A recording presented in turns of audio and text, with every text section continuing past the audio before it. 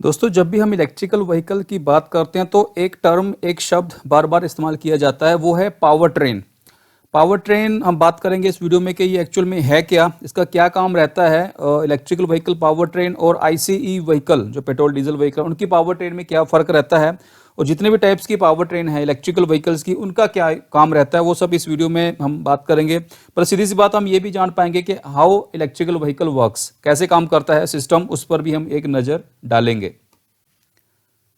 अगर power train की definition की बात करें तो जैसा उसके नाम से जाहिर होता है, as name suggest, the power train provides power to the vehicle. Power train refer to the set of component that generate the power required to move the vehicle and deliver it to the vehicle। मतलब कोई भी ऐसा component या set of component, एक से ज़्यादा component जो कि पावर प्रोवाइड करते हैं या पावर जनरेट करते हैं, जिससे कि जो व्हीकल है उसके व्हील्स मूव करते हैं। अगर बात करें हम power train of electrical vehicles, तो लिस्ट बड़ी छोटी है। इलेक्ट्रिकल व्हीकल्स का सबसे बड़ा फायदा ये है कि उसमें कंपोनेंट, उसमें पार्ट्स काफ़ी कम इस्तेमाल होता है, तो उसको बनाना ज़्यादा आसान है।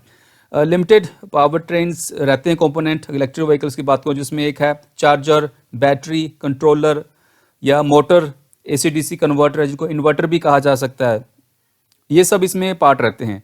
जबकि आईसीई व्हीकल्स के पावर ट्रेन जो कंपोनेंट है, लिस्ट बहुत लंबी है, हंड्रेड्स ऑफ मूविंग पार्ट्स इसमें रहते हैं, जिसमें engine part, gear, transmission, drive shift, differential, axles, emission control, exhaust, engine cooling system, काफ़ी कुछ आ जाता है। इलेक्ट्रिकल व्हीकल के जो पावर ट्रेन तकरीबन 60% कम होते हैं आईसीई व्हीकल के पावर ट्रेन के मुकाबले। देखिए इतना फ़र्क है इसमें। इलेक्ट्रिकल व्हीकल में जो सबसे पहले पार्ट हम जिसको बात कर सकते हैं वो है चार्जर। अब हम ये भी जानते हैं कि इलेक्ट्रिकल व्हीकल्स में दो तरह से बैटरी चार्ज होती है। एक तो एसी चार्जर, जिसको स्लो चार्जर भी कहा जाता है, हम घर की जो एसी सप्लाई हमें आती है 220 वोल्ट की, उससे हम चार्ज करते हैं।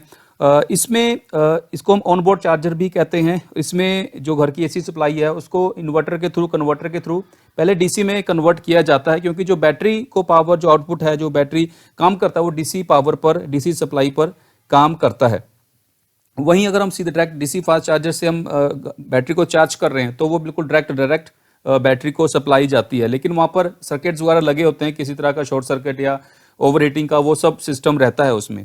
नंबर 2, बैटरी पैक, जो कि मल्टीपल लिथियम आयन सेल्स रहते हैं, जिसका काम मेन रहता है कि इलेक्ट्रिक जो एनर्जी को स्टोर करके रखना है, और जब ज़रूरत होती है वो मोटर को एनर्जी देता है, जिससे गाड़ी आगे चलती है।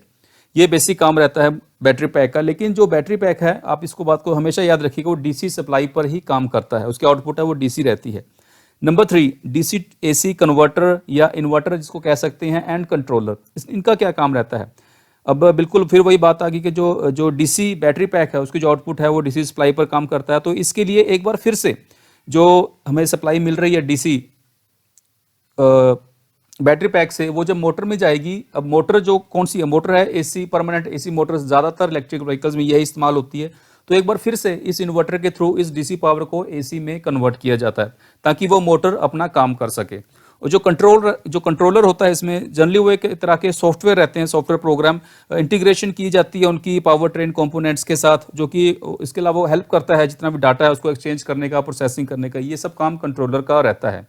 और लास्ट में बात करें मोटर की, बिल्कुल मोटर को जो हमें सप्लाई, एसी सप्लाई मिलती है, और सिंगल स्पीड ट्रांसमिशन के थ्रू ये जो मोटर के जो व्हील है उनको रन करता है। लेकिन एक बड़ी बात है जो यहाँ पर समझने वाली है कि जो मोटर की परफॉर्मेंस है, मोटर की एफिशिएंसी, वो काफ़ी कुछ डिपेंड करती है कि जो इन्वर्टर है जिसने डीसी से एसी को सप्लाई को कन्वर्ट किया है, उसकी आउटपुट कितनी है। फॉर एग्जांपल, मोटर तो हम लगा रहे हैं ज़्यादा पावर की, फॉर एग्जांपल 100 किलोवाट की मोटर लगा रहे हैं, लेकिन जो पीछे इन्वर्टर था वो उसकी आउटपुट है वो है 70 किलोवाट। तो ऐसे में मोटर अपनी फुल एफिशिएंसी पर, फुल पावर पर काम नहीं कर पाएगी। तो काफ़ी डिपेंड करता है कि जो इन्वर्टर की जो आउटपुट है वो कितनी ज़्यादा है।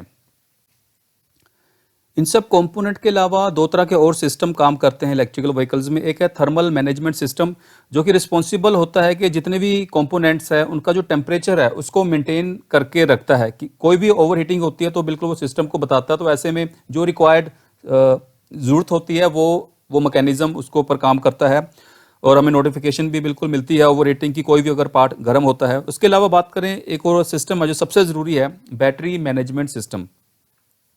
इसका जो मेन काम रहता है, बिल्कुल हम सब जानते हैं कि जो बैटरी पैक है, multiple more than hundreds lithium ion cells उसमें रहते हैं, उनको जो सब इकट्ठा करके बैटरी पैक बनाया जाता है।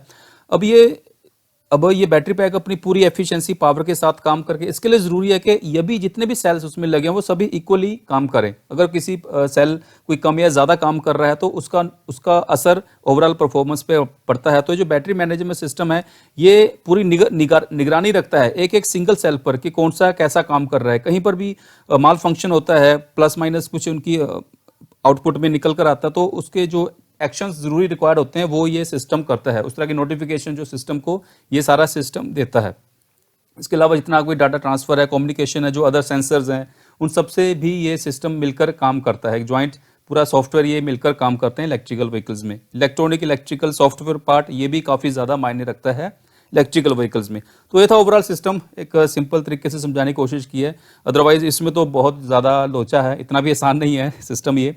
फिलहाल ये था आज के लिए ही। कुछ आपको अच्छी लगी तो शेयर ज़रूर कीजिएगा। धन्यवाद वीडियो को अंत तक देखने के लिए। जय हिंद।